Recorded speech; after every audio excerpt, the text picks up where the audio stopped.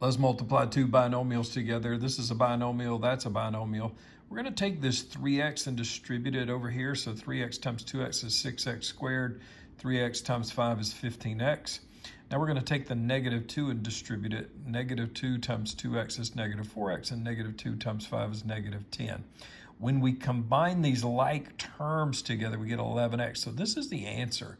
So those two binomials multiplied together gives you this. Now let's turn around and suppose that we're trying to factor this. To factor this is to get it back to these original terms up here, the binomials. And a lot of times people will give you the problem looking like this, so they don't have you do this first. Obviously, if they did, you could just write that down. But let's suppose instead that you just have this, 6x squared plus 11x minus 10. There are at least 3 ways to do this. What I'm going to show you is what I think is the easiest way. It's a version of the AC method. So this is considered the A term, the B term, and the C term. So A is 6, B is 11, C is negative 10. You're going to multiply A times C, you get negative 60. And now what I've done is I've listed a bunch of factors that multiply to be 60. And of course, you've got to get negative 60, so one of these would have to be negative. Now, as you go through here, it's got to multiply to be negative 60, but it's got to add to be 11. So when you play around with this a little bit, you will come to the conclusion that it's negative 4 and 15. It might take you a while, but negative 4 and 15. And then underneath this, I'm going to put 6x, and that's because of this 6x squared here. So I put 6x underneath there, and then I reduce those. Well, 2 goes into 4, 2 times 2 goes into 6, 3 times. So I took this term over here, and I reduced it to get this.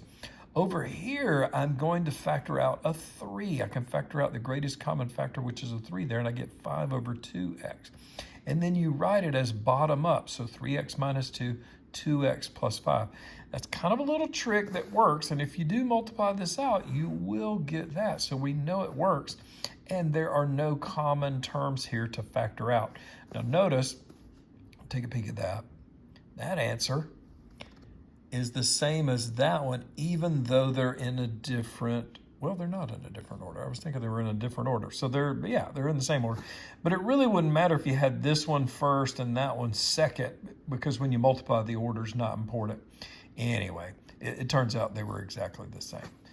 So we've talked about multiplying binomials, and we've also talked about a version of factoring here when the A term is not a 1. So the guess and check method is something that you could use on this, but it's a little bit harder because there's so many factors for negative 60, and there's so many factors for 6.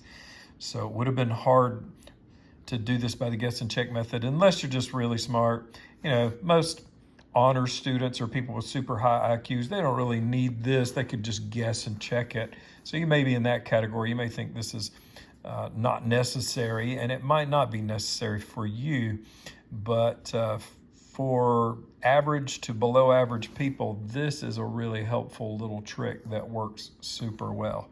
See ya.